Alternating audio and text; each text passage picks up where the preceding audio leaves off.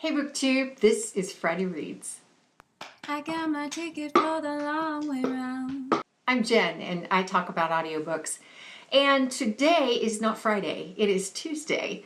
And I am going to be traveling all day tomorrow, and because of that, I won't probably have time on Friday to film anything because I'll be away from home.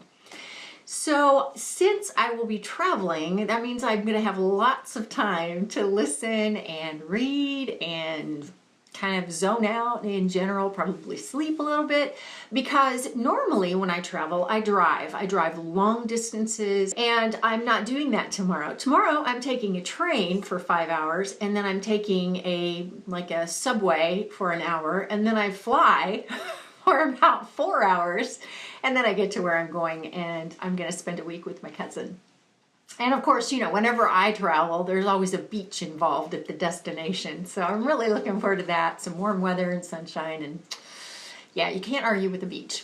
So let me tell you what I read this past week, or at least up till now, kind of through the weekend and up till now, and then what I'm going to be reading through the weekend and on into next week. I'll be back on Tuesday, so back here on Tuesday at home. So all that said, let me tell you what I read. I picked up Winter Longing. This is by Trisha Mills. This is a book that's from my TBR shelves, and I hadn't read it, and I remembered that I had a book with winter in the title, and I thought, well, it's cold outside. I don't want to read that in the summer. So I picked it up and I read it. It is your basic YA teenage angsty romance. It's pretty well written, I have to say. The story is a little bit weak, the plot's a little weak, but essentially it's about a girl named Winter, and she finally confesses her feelings and has her first kiss with her best friend of many, many years. And the next day he goes off to get his pilot's license and is killed in a plane crash, so he never comes back. So it's just the story of her coping with that and getting past that and learning that her life did not come to an end. His did, but hers did not. And, you know, feeling the freedom to go on with her life, you know, dealing with survivor's guilt and that kind of thing. Not that she survived what he did, but you know what I mean. So it was, like I say, it's well written. I'm rather impressed with Trisha Mills as an author. But the story was kind of weak. I don't know. It just, things moved really fast, and it was very angsty, and it was a whole lot of, well, should I? I'm not sure, and you know, I hate that.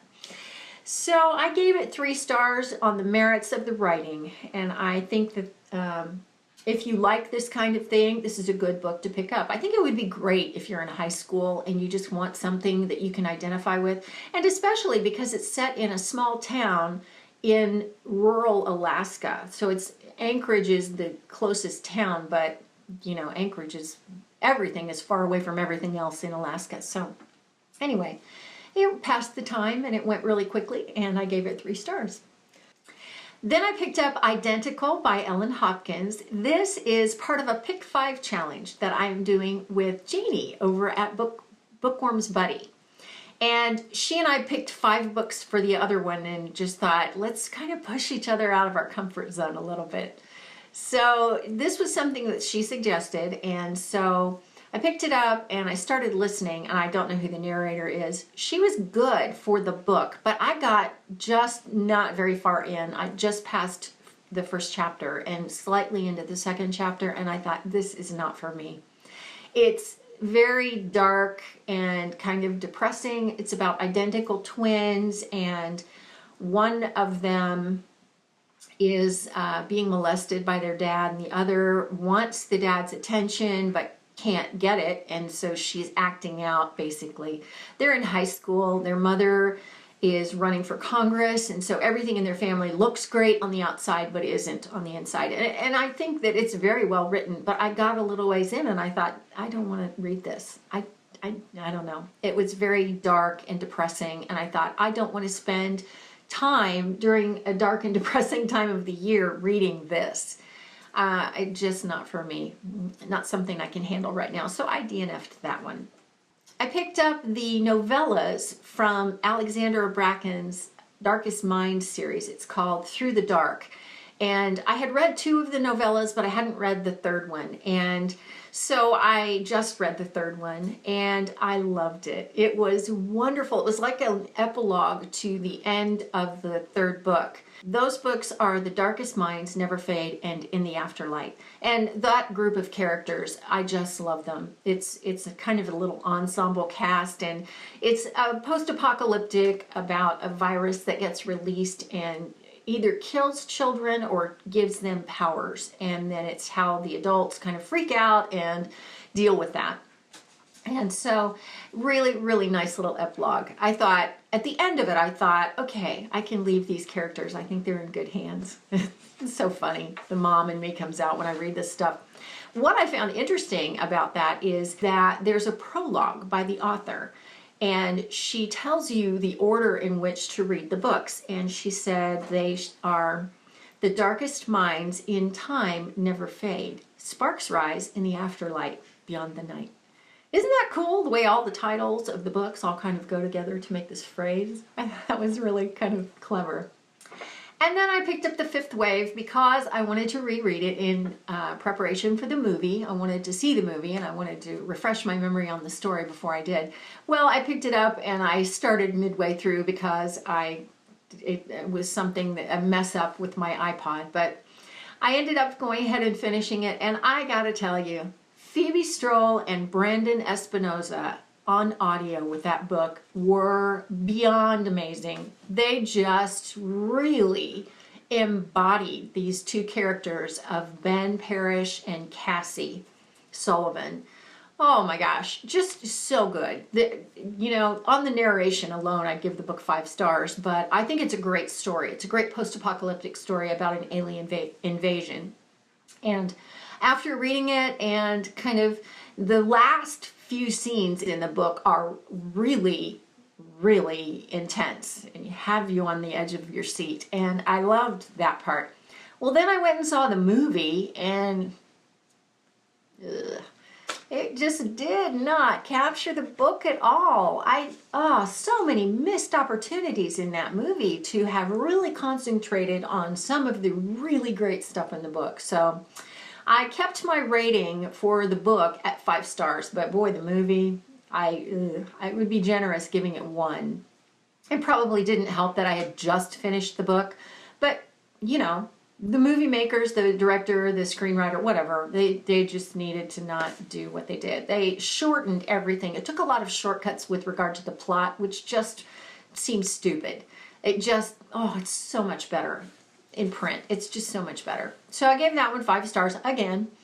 I picked up Passenger by Alexandra Bracken, and that is narrated on audio by Saskia Marleveld. I think that's her name. And not on audio. I'm not going to finish that on audio. I'm going to go ahead and switch over to the ebook for that. And that's about time travel, and that looks interesting. Multicultural cast, which is kind of cool. So it must be Multicultural Week, because I also picked up Written in the Stars by Aisha Saeed, and that I'm reading as an ebook. It's about a Pakistani girl who falls in love with a boy in high school, and her parents have told her that they're going to choose the man she's going to marry. So they find out and they take her back to Pakistan and arrange this marriage. And so I've read reviews about this book, and a lot of them said that it's a great idea, but it wasn't executed that well. But it's a debut novel, so I'm willing to give this author a lot of grace for that. And so far, I really like it. I'm not very far in, maybe, I don't know, in the 3rd chapter. Anyway, it's a fairly short book, and I will probably finish that tomorrow when I'm on the train. I also picked up Bone Gap by Laura Ruby on audio, and it is narrated by Dan Bittner, who is one of my favorites. I love his narration. He's just so good. And this is a weird book. I'm like, I'm one of those people that I'm always kind of trying to figure out what's going on. And I don't know. I don't know what's going on. The characters are very likable. The narration is stellar. And I couldn't tell you. I'll be able to tell you next week after I finish the book. I'm probably halfway through it, but it's just so weird. I have no idea where this plot is going to go. I am mystified. So when I travel tomorrow, I will have Passenger, I will have Bone Gap, and I will have Written in the Stars with me. And then I think I'm going to pick up Glitch by Heather Anastasiu. I'm also doing a Pick It For Me challenge for January and February, and I picked this for my partner, and she really liked it. And so this is YA, and I think it's just dystopian, actually, just a straight up dystopian.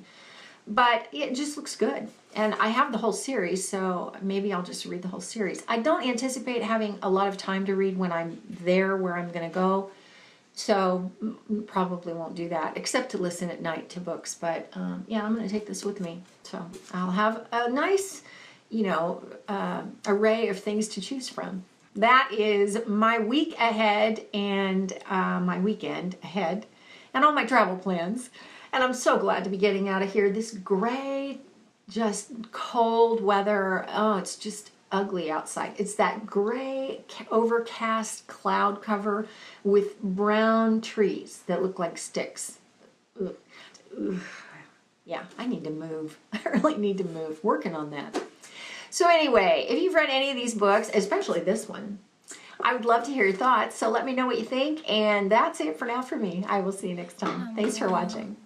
I'm gone. You're gonna miss me when I'm gone. You're gonna miss me by my walk. You're gonna miss me by my talk. Oh, you're gonna miss me when I'm gone.